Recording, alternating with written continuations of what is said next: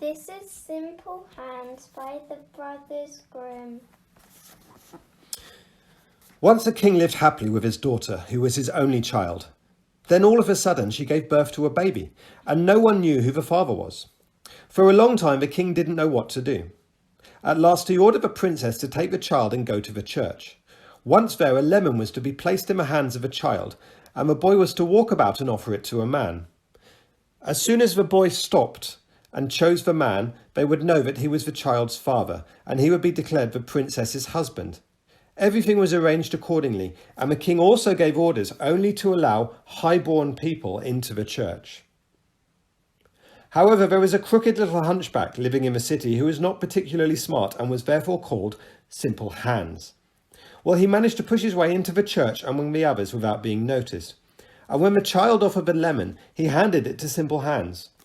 The princess was mortified, and the king was so upset that he had his daughter, the child, and Simple Hands stuck into a barrel which was cast into the sea. The barrel soon floated off, and when they were alone at sea, the princess groaned and said, "Oh, you nasty, impudent hunchback, you're to blame for my misfortune. Why did you force your way into the church? My child's of no concern to you."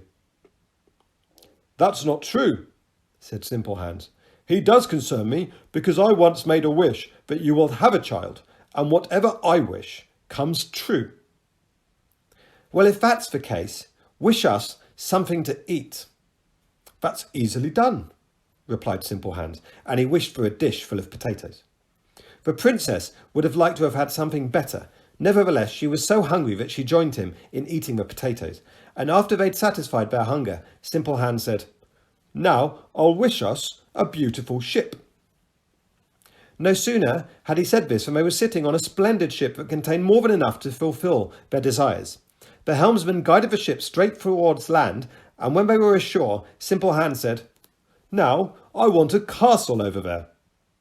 Suddenly, there was a magnificent castle standing there, along with servants dressed in golden uniforms. They led the princess and her child inside, and when they were in the middle of the main hall, Simple Hands said, "Now I wish to be a young and clever prince." All at once this hunchback disappeared, and there was a handsome, upright, and kind prince.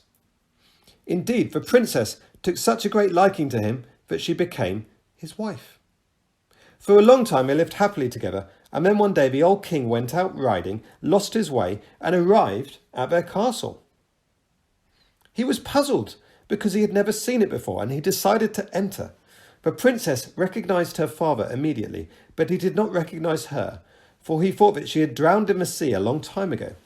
She treated him with such a good deal of hospitality, but when he was about to return home, she secretly slipped a golden cup into his pocket. After he had ridden off, she sent a pair of knights after him, and they were ordered to stop him and search him to see if he had stolen the golden cup. When they found it in his pocket, they brought him back. He swore to the princess that he hadn't stolen it, and he didn't know how it had gotten into his pocket. "That's why," she said, "one must be aware of rushing to judgment." And she revealed to him that she was his daughter. And the king rejoiced, and they all lived happily together. After the king's death, Simple Hands became the king.